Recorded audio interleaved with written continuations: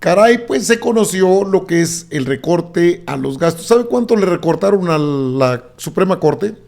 Solo 714 millones, que es nada, comparado con el presupuesto que presentaron, que supera los 84,000 millones de pesos, 85,000 millones de pesos. ¿Qué pasó? Sí recortaron al Consejo de la Judicatura Federal, salarios muy fuertes, muy onerosos, pero los mismos se quedan, el mismo presupuesto se queda para la Suprema Corte de Justicia de la Nación, y ahí tendrían que explicar qué pasó. Se había dicho que esperaban los recortes a la Suprema Corte para evitar todo ese gasto oneroso. Bueno, pues al final de cuentas, 714 millones, que es nada, comparado con 85,000 millones de pesos que pidió la Suprema Corte. Podríamos pues pensar que Piña los dobló, o que le cumplieron a Piña para que se lleven las alforjas llenas de billetes al terminar sus funciones, que es en agosto del próximo año. Pues ahí está la situación y aquí está el dato. No estoy inventando nada. ¿Por qué no a la Suprema Corte de Justicia de la Nación? ¿Por qué solo al Consejo de la Judicatura Federal? Y esto es algo que, si hay tiempo, porque ya casi se fueron de vacaciones, se tendría que explicar a detalle. Más porque Piña ha estado de llorona, ha estado en contra, ha estado todavía lanzando sus gemidos, pero mire, el INE ya sabemos cómo está, ¿no? El Poder Judicial, pues sí, pero en lo que corresponde al Consejo de la Judicatura. Mire, estos son lo que se aprobó. De acuerdo con el recién aprobado presupuesto de egresos 2025, el INE tuvo un recorte de 13,476 millones de pesos, un 33% de lo que inicialmente solicitó el instituto, mientras que en el Poder Judicial tendrá recortes superiores a los 14,000 millones de pesos, 13,117 millones de pesos que corresponden al Consejo de la Judicatura Federal, y de 714 millones de pesos para la Suprema Corte de Justicia de la Nación. Así, con este recorte, pues es prácticamente nada, y los ministros seguramente esperarán sus buenas, ¿cómo decirlo? Sus pensiones millonarias, que no tendrán ningún problema en recibir. ¿Por qué? Bueno, pues porque ellos van a seguir ganando mucho dinero, ¿sí? Ellos van a seguir cobrando muchísimo dinero, a pesar de todo lo que ha movido Piña en estos días. En su informe, algo de lo que dijo fue en contra del gobierno federal. Una revisión a los acontecimientos del dominio público deja ver con claridad cómo la campaña para la anulación de la autonomía del Poder Judicial Federal para sujetarlo a lógicas electorales y partidistas se intensificó, inclusive de manera violenta, cuando la Suprema Corte de Justicia y sus integrantes actuamos como nos corresponde, como un tribunal constitucional. Pero Bueno, ya, esos son los lloriqueos de Norma Piña. Bueno, ahora, ¿por qué no se tocó el presupuesto de la Suprema Corte? Eso sí lo tendrían que informar en su momento los propios diputados, porque mire usted cómo Norma Piña fue noticia en la Cámara de Senadores, donde estaba, en la Cámara de Diputados, pero donde Kenia López Rabadán, pues es la Cámara de Diputados, ahí está Margarinflas. ¿Qué es lo que hablaron? Pues que Norma Piña es una excelente ministra, mire usted. Bueno, parece que no hay buena recepción, buena señal, pero así Kenia López Rabadán. Y empoderamiento, como lo eran las estancias infantiles, las escuelas de tiempo completo. Incluso se han mermado los refugios para las mujeres sean dignas, que se generen las condiciones para que todas las mujeres sean independientes y libres. Debemos ya romper con la feminización de la pobreza que tanto lastima a nuestro país. Hoy, mexicanas y mexicanos, esta intervención es para rendir un homenaje a una mujer que es un ícono para las mujeres de nuestro país. Desde esta tribuna reconocemos a la ministra presidenta Norma Lucía Piña Hernández, la mujer que ocupa el más alto cargo en el Poder Judicial, y con ella reconocemos a las casi 500 juezas y magistradas que lamentablemente serán destituidas vía una tómbola. Bueno, ahí la tiene Kenia López Rabadán defendiendo lo indefendible. Ahora, el presupuesto fue presentado en su momento. Sí, en su momento fue presentado por la oficial mayor Gisela Morales, oficial mayor de la Suprema Corte de Justicia de la Nación, y que dejó claro: yo no vengo a hablar por el Consejo de la Judicatura Federal, yo solamente por la Suprema Corte. Ella es la oficial mayor de Norma Piña. Pues, ¿qué pasó? Algo sucedió, total que ella dijo que son para gastos personales. El caso de las variaciones de los diferentes capítulos de gasto dentro del presupuesto, quisiera decir, y creo que con eso atiendo algo que comentaba el diputado Ramírez Cuéllar hace un rato y ahorita lo que comenta la diputada.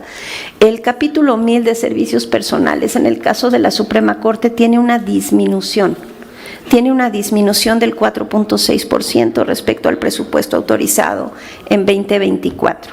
Entonces, efectivamente, pues ahí ya traemos un ajuste a la baja. En el caso del gasto operativo y gasto de inversión es importante comentar lo siguiente.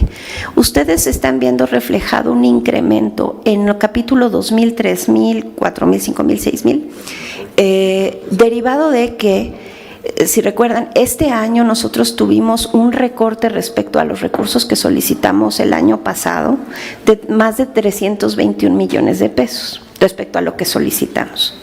A lo largo de este año hemos tenido que hacer ajustes de operación y aplicar políticas de contención del gasto para generar ahorros y economías que permitieran sufragar la presión de gasto generada por el recorte que tuvimos al presupuesto solicitado para este año. ¿En dónde aplicamos esos ajustes? En el presupuesto autorizado, en el gasto de operación. ¿Por qué? Pues porque, como ustedes han podido ver, pues el 81.3% de nuestro presupuesto de servicios personales es presupuesto regularizable de servicios personales, pues ese no podíamos ahí absorber el impacto de la reducción que tuvimos en el presupuesto de este año. ¿Cuáles son los principales conceptos que tuvieron una reducción respecto a lo que necesitamos y que estamos volviendo a poner como previsión en el 2025 porque lo requerimos? Impuesto sobre nómina, que esa es una obligación que tenemos que atender sí o sí, pero que es un monto importante asociado a remuneraciones que se encuentra en el capítulo 3000 y que explica la mayor parte del incremento del gasto de operación, que incluye capítulo 2000, 3000 y 4000. Bueno, ahí tiene la explicación. Ellos no quieren ganar menos, ellos mantienen sus salarios, van a mover otras áreas, pero no van a mover lo de los gastos. Eso es sagrado según ellos.